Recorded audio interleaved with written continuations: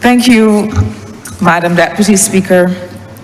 I fear that my intervention today in this debate on this appropriation bill may be a little less colorful than that of some of my colleagues.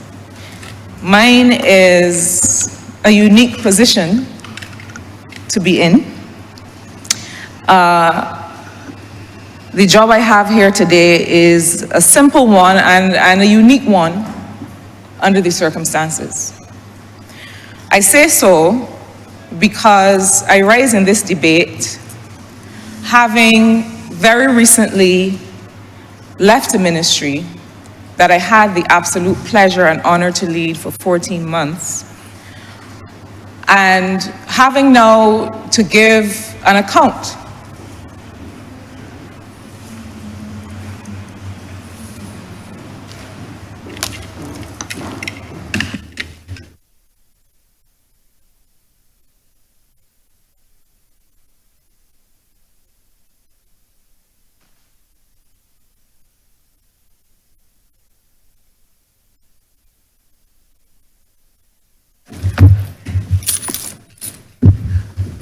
Honourable Member for the Microsoft Central.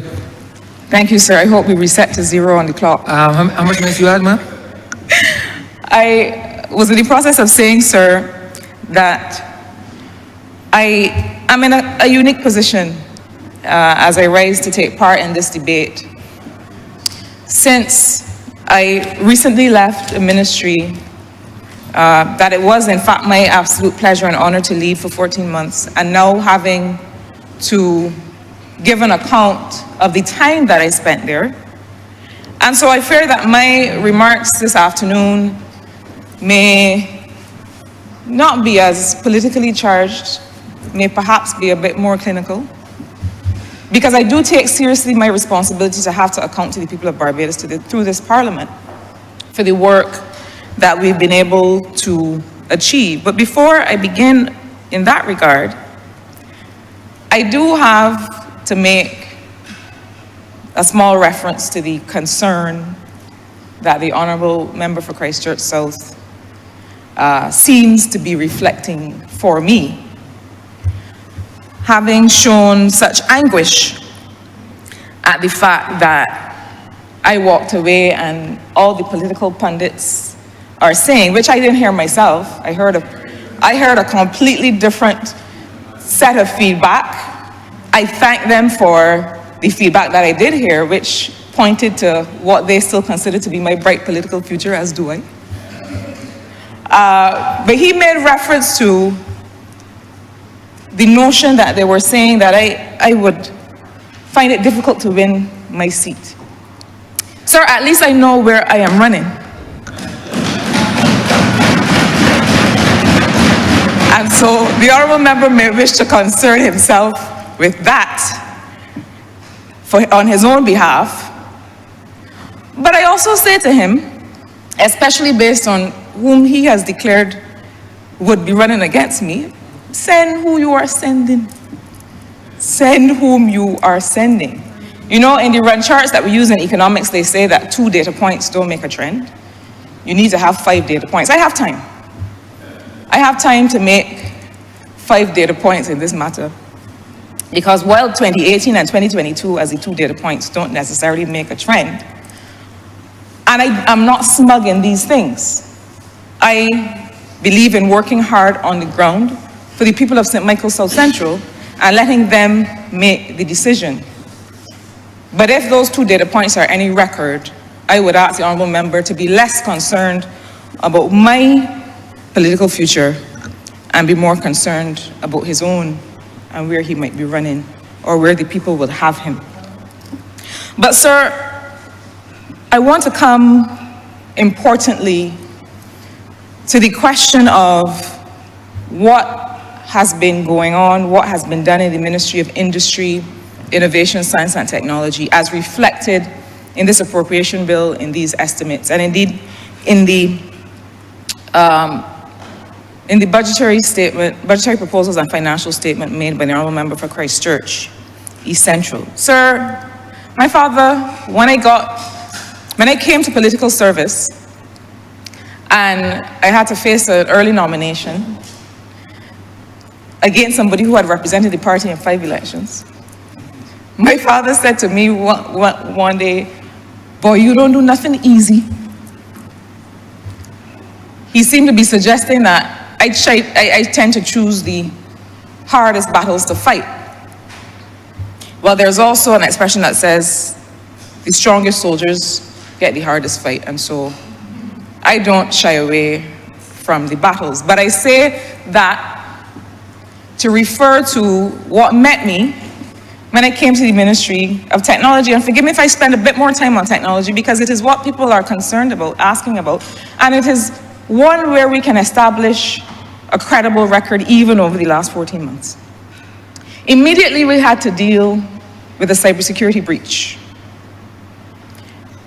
It was one that rightly concerned Barbadians, and I will be as transparent as I can in a sector, sir, that is a matter of national security. And I have to say to those in the public domain who keep calling for detailed information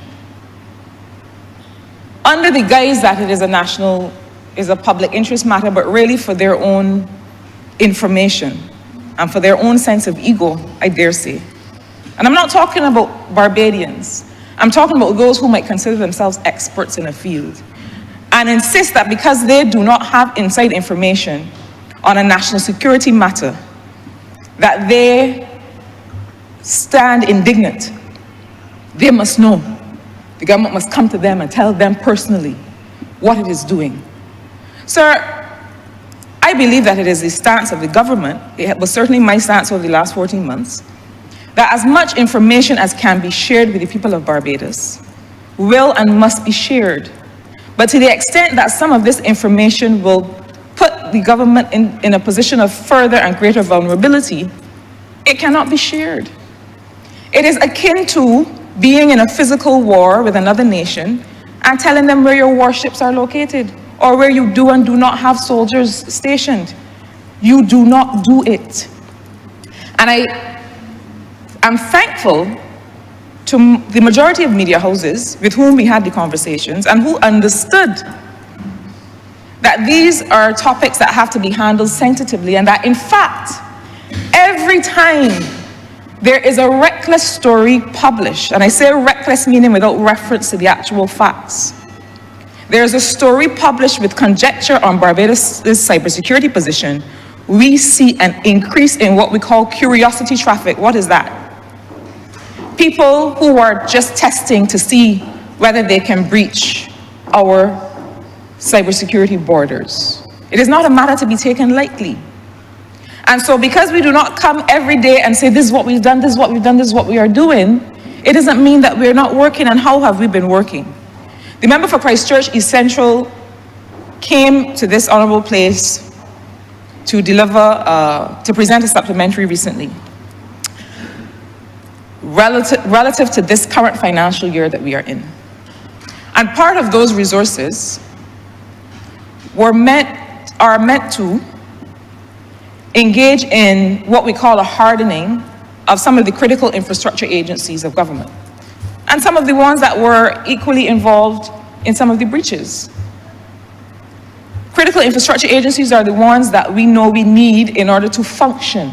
And forgive me if I do not go now through a list of those critical infrastructure agencies, because equally, when we stand and declare our hand fully in these matters of security, those who mean us harm will target us. And so we have a list of 19 critical infrastructure agencies, that is as far as I will go, as to say, and began the work to deploy experts, globally recognized experts, including local companies.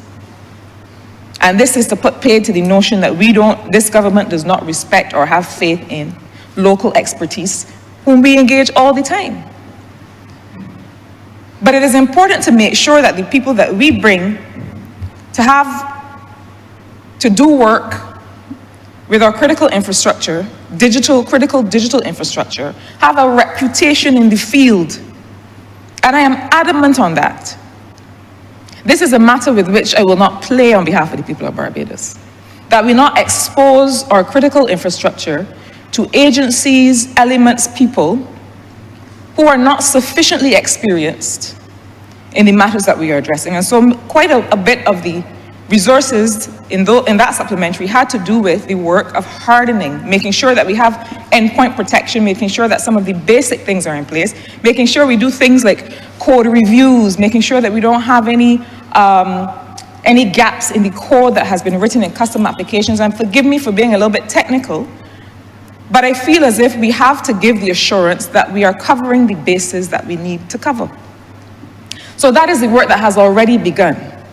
I have to make reference quickly, sir, to another important area of work. People think that cybersecurity is only about data. It is not. It is also about infrastructure security, the servers, the systems that keep our information. And I will be transparent with the people of Barbados. We found a situation, I certainly found a situation, where the country's data center was not fit for purpose. It is the reason that we had the outage of email and services that floored this government and this country some months ago. And I was insistent that we not go forward without an emergency solution. And so some of those resources are also going to be dedicated to completely re-equipping government's current data center that stores over 90% of government's data and hosts the majority of its services, to get rid of what was there not functioning properly and putting us at risk, and replace it with a brand new data center. So those resources are reflected in that supplementary. But sir, I want to come to quickly to some of what we see in these estimates that we've just debated. Sir, the first year that Barbados had a cybersecurity vote was the financial year 2024 to 2025. That was just around the order of 5 million, and most of it was not expended. For financial year 2025 to 2026, the cybersecurity vote is 12.5% of MIST's overall budget, approximately $9.4 million, almost double what was allocated in the previous year. The reason for that, sir, is that this notion that IT is cybersecurity, and it's no disrespect to IT officers who have a role, play a role, do important work, but the work of cybersecurity calls for people, not just people who write articles and who have read books, people who can put fingers on keyboards and help protect our borders.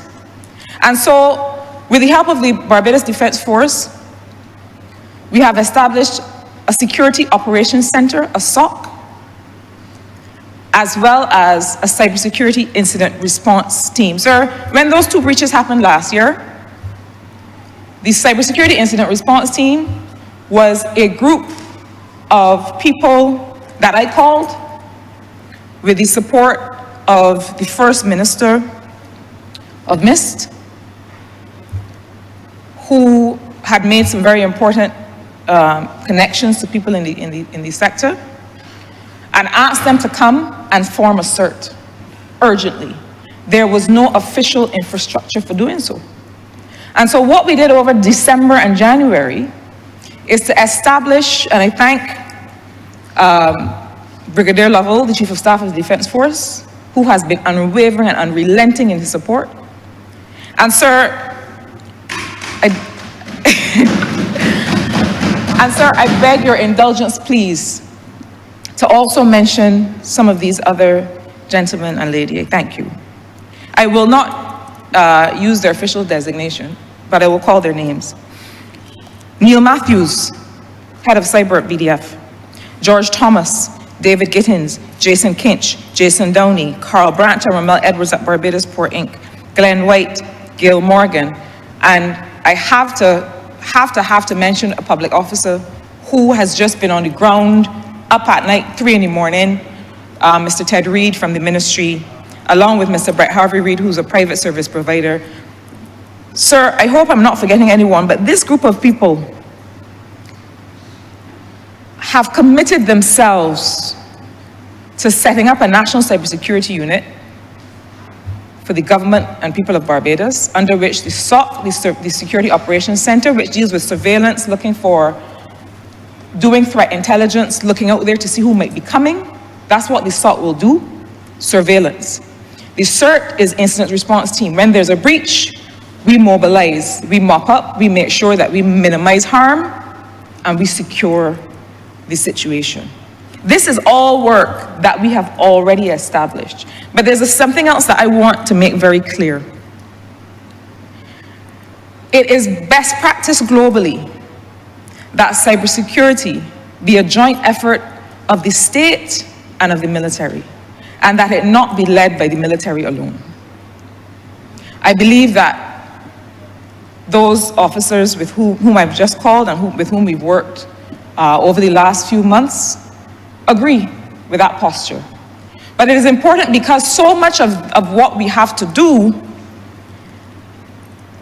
needs to be done in a civilian context. I'll give an example, sir. The biggest risk with respect to cybersecurity is me sending the member for Christchurch East a link and him not realizing that it is something harmful to his device and clicking on it.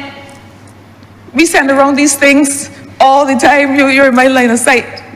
We send around these things all the time.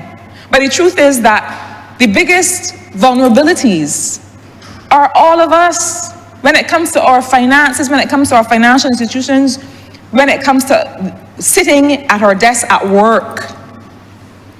And so what you'll also see in these estimates is a national campaign to let people understand what cyber hygiene means and what it looks like. But sir, I quickly want to come to the other primarily technology efforts that we have made, and why am I taking the time to go through this? Sir, Zora Neale Hurston is an American writer, one of my favorites. She wrote Their Eyes Were Watching God and some short stories. And one of the things that she once said was, if you are silent about your pain, they will kill you and say you enjoyed it. But equally, if you are silent about your honest achievements, they may silence you and say that you were inconsequential. And this is not about me. This is about the people of St. Michael South Central, whom I represent, who have had a sense of pride in the work that I've done in the ministry, but moreover, continue, as they showed me over the past few weeks, to have a sense of pride and ownership and confidence in their member of parliament, and for which I thank them, because they have made it clear that their support in this moment, a brief political moment, sir, people tend to take these things a bit too seriously, but that their support in this moment is unrelenting, and for that I thank them. So I want to come quickly to some of the other things that we've been hearing about, including in this budget, this financial statement. So you've heard about a data center. This was announced last year. And it can sometimes be difficult to explain that there are data centers and there are data centers. We have a data center now. The guys at the ministry call it the bunker. It's where all the servers are, hosts everything. The data centers of the future, if Barbados is really to make data and technology an industry, which is why industry is the first word in the name of this ministry, because it can be industry as usual. The data centers of the future are really about putting Barbados in a position to make use of artificial intelligence to drive industry. And I won't tell you that we will be originating large language models. That's not where we sit on the value chain. Let's be honest with ourselves. But we are in a position to empower our young technologists, young data scientists, young data analysts, or those that are not so young, to be able to build products and services using the computing power that we give them to analyze data using AI models that they put on top of it. It may be somebody else's model, it will be somebody else's model. But the point is to find our place on that value chain. And the point of the data center, it is not about storage, sir. It is about distributing compute to those young people who are right now at UE or wherever they may be, right now already working in the field, who now have a new opportunity to build products and services and make money on their own steam. That's what the data center is about. So we have spent countless hours and weeks and months negotiating with the existing partners. The model that is on the table is one that I think works well. The government will decide to what extent it goes forward, but it has to, importantly, look at what are the energy requirements. How do we bring a sustainable energy model to this data center? Because let us be real, the energy requirements are great. And how do we get practical about the requirement? So you've also heard a lot of talk about this business of an e-services platform, which is language that I don't even like because you hardly know what it means. What we mean are digital services. Sir, we have engaged to work alongside Barbadian developers, a team that worked on gov.uk. Gov.uk, you go, every possible service that you want from the government in the UK is there. Gov.bb must transition to that. We have to end this situation where if I need something from the Ministry of People Empowerment, then I have to know the URL. I gotta know what's the name of the website. I have to find it. It might be blue and white. And then the Ministry of Home Affairs website might be green and yellow. I don't know if it is real, if it is a hoax, if it is trusted. This may sound simple, but the truth is, sir, that the moonshots and all of those things will come. And I'm not saying that we can't shoot for them at the same time, but we have to get the fundamentals right. We cannot be shooting for the moon and government doesn't have a credible digital services website. We have to stick the landing. We heard in the financial statement all of the true, the accurate, the meaningful achievements since 2018. Achievements that have been meaningful in the lives of people. But we have to stick the landing, sir. And what do I mean like that? I don't know if they've got any gymnasts in here. But when you do a vault, when you do a somersault, if you fall, you don't get the points.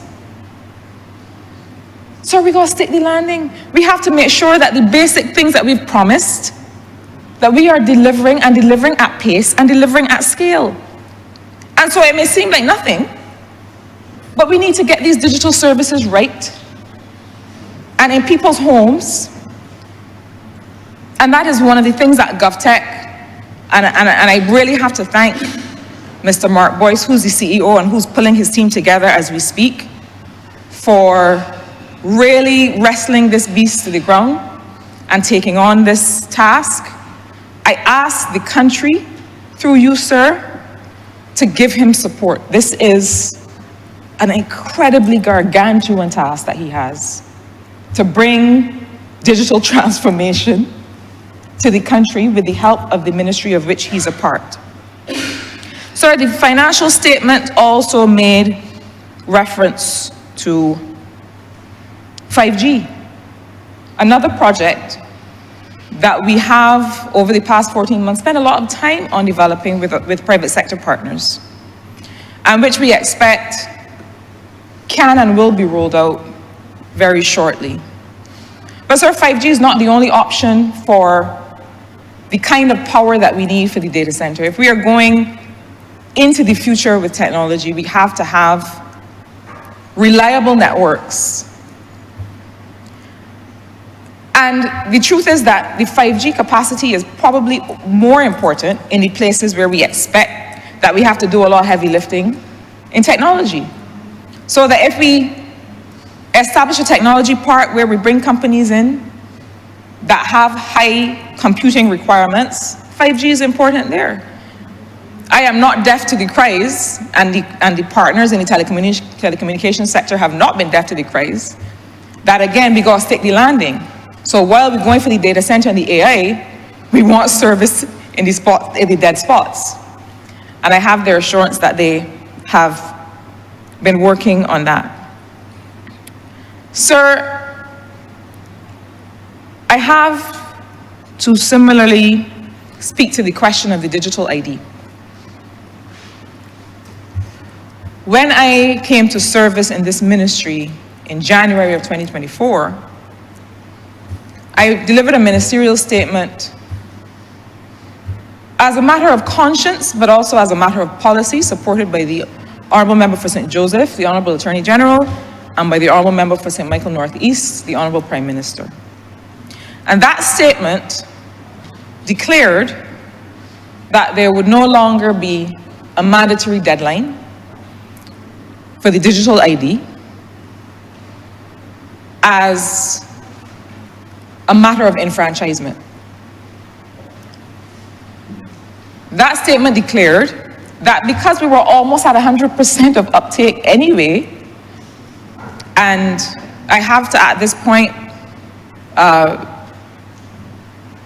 acknowledge the tremendous work of the member for St. Michael North and the member for St. Philip West,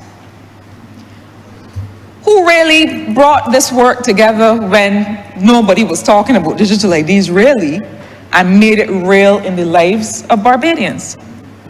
There was a lot to carry in the conversation. There was a lot of poking and questioning, as one would expect, and they handled it with aplomb. But it was necessary to put a pause on that deadline because critical services are associated with the ID, and we could not run the risk of disenfranchising people from those critical services, however small that risk. But there's so much work that remains. The officers have spent the last few months in the field validating addresses, and why? We are tired, collectively as a population, of having to carry a utility bill to prove where you live. Young people that need services often don't have a utility bill that has their name on it. And quite frankly, it is just a nuisance. I worked in a jurisdiction, sir, that had something called a nuisance committee of government, whose job it was to just identify and get rid of all of the nuisances that affected people's lives. I dare say that digital transformation is a way to do that. And so the next step for the digital ID is to make it real and useful. The way to do that, I believe, is to use it as an authenticator of identity. So for example, if I have to go to the Queen Elizabeth Hospital, the Queen Elizabeth Hospital has my information stored securely on their servers that they've identified. Not on my ID, not as a wallet. Why? I take my ID, I use maybe a biometric as well or a PIN, and I say, I am Marsha Caddle. I've proven to you that I am Marsha Caddle. You are now authorized, at my say-so, to pull up my medical records. That's the only information that you, sitting as a clerk in the registry department at the QEH, that's all you need. You don't see the rest of my information at all. You don't know who I bank with. You don't know the application that I have in at NHS, at National Housing, NHC. You don't need to see that. That keeps me safe. To load information as a wallet on an ID puts me at risk, because the day that that drops or somebody else gets the information that allows you to get behind the data, then we have a different problem. And so the methodology that I have suggested to the team, that they are now at liberty to pick up or leave, is that we use the digital ID now, we transform it to really be that thing that allows us to present one time to the government of Barbados I don't have to go and apply for water installation and carry all of my information and then apply to NHC and carry another letter with all of my information. I present one time to the government of Barbados. My ID number, my digital ID allows me to do that. And once I am in there, I am in the system. And we've secured our data properly with the help of all the cybersecurity investments that we are going to make. Then we're now in business. Then digital services for people of Barbados are real.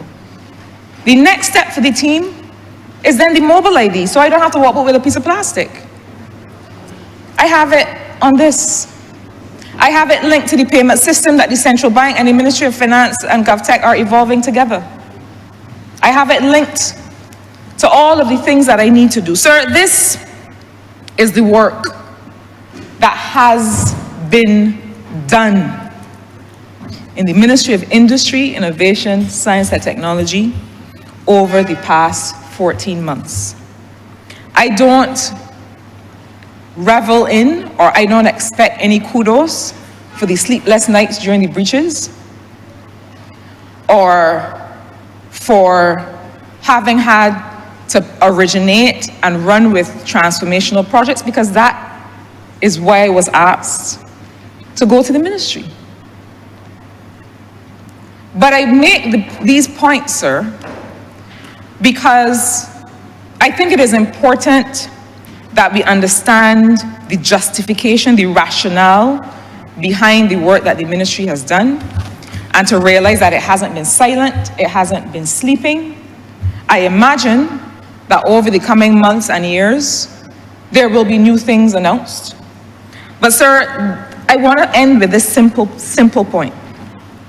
I have said it in this honorable place before. This financial statement, these budgetary proposals are indeed transformational. Like so much of what this government has had the honor to originate over the last 7 years, it has the capacity to truly transform not just the lives of Barbadians, but the institutions. And that's the point on which I want to end, sir. Because there is further work to be done underlying these measures. Just as we have to stick the landing in the Ministry of Industry, Innovation, Science and Technology, get the basics right, deliver on the things that are meaningful, remove the nuisances in people's lives, do that before we head for the lofty things, which we are perfectly capable of doing. But just as we have to do that, we have to make sure that we have the wherewithal for implementation of these measures. We have to make sure that when we look behind us, we have not just introduced suites of measures, but that we have left the landscape of governance stronger for having been here. That we don't keep saying, oh dear, well, we tried to do this, but the governance structure, and I don't mean at the top, we don't need them any more top. We don't need any more top, anybody. In the middle, in the trenches, that is where we need to beef up execution capacity to make sure that these measures become real in people's lives. Sir, as I close, it would be remiss of me not to make special mention of my colleague, the member for Christchurch East Central. When he began in his delivery, he talked about a particular evening where nobody had been sworn in, but he and I were whisked off to a place to start conversations, well, not even start, continue conversations about how we would do the work of stabilizing the patient and getting this economy in shape. It has been my absolute pleasure, my absolute honor to work alongside him. It has been, he's older than me, so I don't want to say that I have a sense of pride, He's older than me, remember that. But I have had such a sense of pride in watching him deliver this budget, in working alongside him, in watching him evolve. As an economist, I used to tease him that he was a macroeconomist and I'm a development economist, and I had to tell him certain things about how people live. Watching him evolve as a development public policy economist. He was always good with the other stuff, but I think he's gotten better with some new stuff.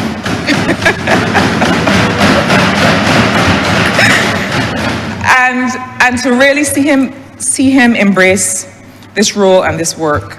It has been my honor to work with you, through you, sir, with you, honorable member. And this budget, this financial statement has been well delivered. I congratulate you. And I encourage us all to make sure that we continue the fine work, to stick the landing, to make this implementation and execution real in people's lives. With that, sir, I'm obliged to you.